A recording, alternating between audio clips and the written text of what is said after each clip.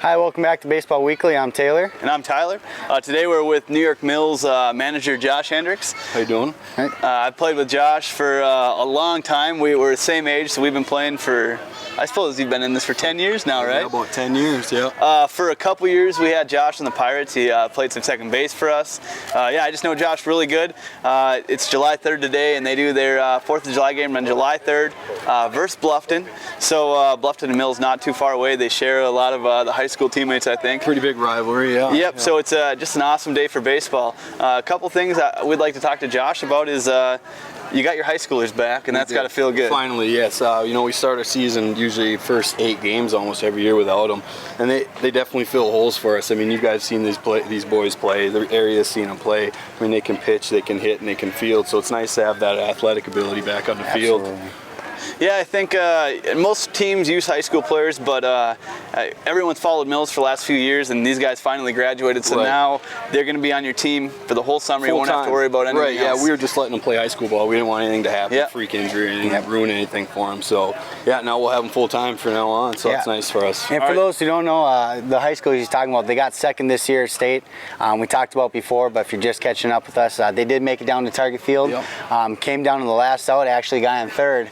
But just couldn't score him cross home. But pretty exciting game. You get to play at Target Field. That once in a lifetime. 120 other teams that love to do that. Yeah, absolutely. Yeah. So just so those of you kind of figuring out who these high schoolers are, I know the two Patron boys. Yeah, and Adam Cooper. and Tyler, and then Brandon Cooper. And then we'll gain a couple other boys like Austin Manival and Taylor Thompson will do some pinch running for us, and then even Tucker Skoblik, when he doesn't have Legion ball, throw a few innings for us. So that's nice to have. All right, well, another question we got is, I know I played with Josh for a long time as a player.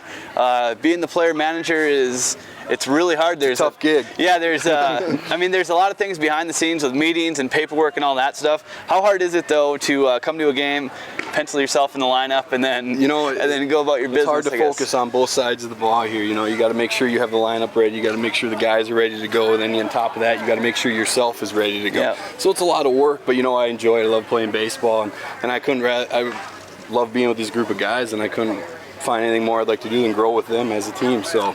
Yeah, you guys are really young. Who's your oldest guy right now? I am right now. I'm 27. So. There you go. All right, we're fairly young as long as with you guys as well. Yeah, I was gonna say in comparison, our oldest guy's Davey. He's 27. I'm 26, and then that's really good. Good ball for the future. Yeah, and this is July 3rd. A lot of teams play the July 4th game. We do every year against Dent. DL plays Frazee and some other teams. You guys play on July 3rd though. Yeah, we switched this a couple years ago because Terry Geiser, the manager of Bluffton, thought it was a good idea. Maybe July 4th we take off so we can spend that time with family and such. Sure. And we agreed that's a good idea. We play it on the July 3rd, and that's fun. Have some beverages and enjoy a ball game. Hey, you guys get a good crowd here, and there's fireworks after too, I believe. Yep, every year. So. All right. Well, that sounds good. We're gonna talk to Jeff Heyman. Good luck today, Josh. Go get him, Josh. Nice seeing you, man. Yeah. All right. Bring Jeff Heyman in here. Jeff Heyman here. Jeff's my age. Just got done, I believe, at Jamestown. One more year left. Yeah. Went to Jamestown with him. I graduated early, but Jeff saw some time on the field this year. Got to play a little. He throws lefty too.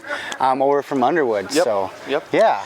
One thing we talk about on this show is when you're playing high school ball around this area in the rural area. How hard is it to get a look from a college? It's tough. You almost got to do a lot of self-recruiting. You got to know people. You got to know the schools too around the area. You got to know your options you have. One thing that I was lucky enough to benefit from was an assistant coach of mine who knew our head coach at Jamestown, and that's kind of where I got to look there. A few junior colleges from the area were interested, and a few other small schools, but it is tough. But you do have to succeed in anything really to get looked at. So yeah, and Jamestown, you got to see some time. Yep. They made it pretty far this year. How did the season end up for you guys over Really there? well. We went 36-10. We made a run down to the national tournament in Hutchinson, Kansas. That's where our regional was. Okay. Ran into some really good teams. A couple really good pitchers that we ran into. Some things just didn't go our way, but it was a really good season. Great group of guys. So. Good thing about summer for you is I know once you go back to school, you're probably not allowed to look or touch a baseball bat. For the whole year, you get to come play some baseball and you get to swing a baseball bat every once in a while. It's great. I always give my coaches a hard time thinking I should get to swing at college, but they don't agree too much. But it's a nice change of pace. Yeah. Getting out here for 3 months out of summer and getting to hang out with the guys and hit and play ball. You couldn't ask for anything better. Talking about that. you're a pretty good hitter in your own right. you. Yeah. But how much? I mean, yeah. Well, how much? Those hitters at Jamestown, they're pretty darn good. Yes. I mean, they don't. When we talk about the the old DAC, I guess, or the old DAC. It's a pretty high level of baseball that you guys play up there. You know, one of the biggest differences is with those hitters. As a pitcher makes a mistake, they'll make you pay for it. Here you can get a little away with it, but that's just how it is. There's not enough time put into it. Not enough. Not everyone around here has enough time to put into baseball. But those college hitters, they're the real deal. A lot of them are fantastic ball players. Yeah, and it's some people say it's just D2 or an NAIA, but these guys practice every day. Yeah. They're in the weight room every day. They stick to their schedules. They live, eat, breathe baseball. 365 when they're at college, and that's all they do. Yep.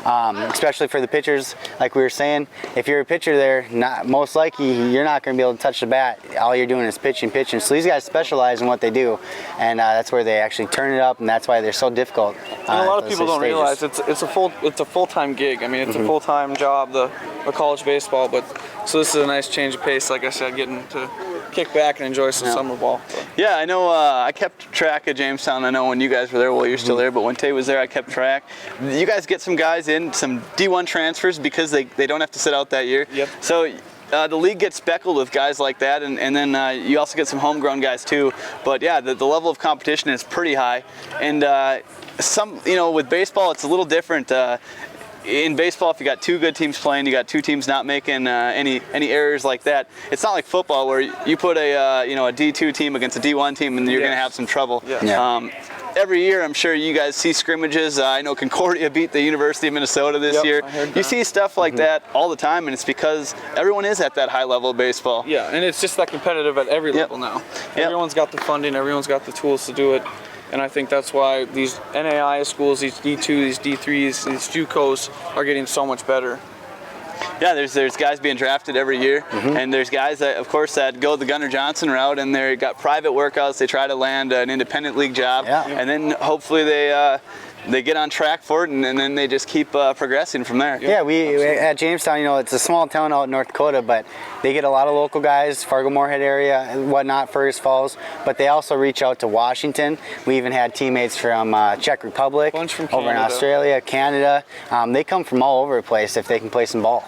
So, but yeah, we even had a couple guys, like he was saying, even on Jamestown, Alex Kreis was drafted into the Washington organization. A couple other guys went and played independent pro ball. And once you make that next level, it's the competition is way up there. Yeah. Well, right on. Well, good luck today. You Thank probably you got to very go play much. some Yeah, baseball. go get 'em, Jeff. so- Get after it. All Yeah. right. have a good one, Thanks man. for having me. We got Alrighty. it's going to be a good couple days of baseball. I know these guys kick off tonight. I think DL Frazee is in DL tomorrow. Doubleheader. And if you look around the area, there's just games speckled all over the time, all over the place. Lakes 99.5 has done a great job of getting that out there. I know this game's been advertised on the radio. I know the Dent Perm game has been advertised all the time. But it's just you want to watch baseball on the 4th of July, so it's pretty cool. If you like baseball and America, baseball is a pastime. This is no better time to come out, watch a game. You see fireworks at the game. Everyone is playing around all these small towns. If you like baseball, amateur baseball this time of year, it just doesn't get no better. We're here tonight because we were going to film or try to get some of our game tomorrow night, but we're just not going to be able to make that happen. Other people have other things to do. But hopefully, we have a game tomorrow night against Dent. It's going to be a fun game, fireworks and all that after. But yeah, that's why we're here tonight and too. By the end of the week, we're going to start to find out where the teams are going to end up in that playoff race, and then from there we'll go on to regions and we'll figure out. We'll keep covering that and have a good idea of what's going on and keep you guys updated on those local teams in the area. But the High 10 is Bertha is a really solid team, but there's a lot of parity in the league, and DL's got a couple good arms. These guys got a couple of good arms. Well, you go up and down Bluffton, Wadena. The parity's there, so there should be a pretty good playoff and a pretty good region, and hopefully the High 10 can take those top 3 or 4 places in regions just like they did last year. Yeah, last year High 10 took 3 of the top 4 teams in the Legion, which is very strong showing. It was Bluffton, Perm, ourselves, and Bertha. So 3 of the top And 4 DL, I teams. think, was 5th. And DL, yep. So, you know, come on, watch some good ball. The High 10's got a lot of good teams. You're going to see a great ball game here tonight. Yeah, hopefully you guys continue to kind of follow us and keep track of what's going on in the area of baseball. Yeah, as playoffs get going, we'll let you guys know what's going on with the VFW, the Legion, and of course amateur baseball.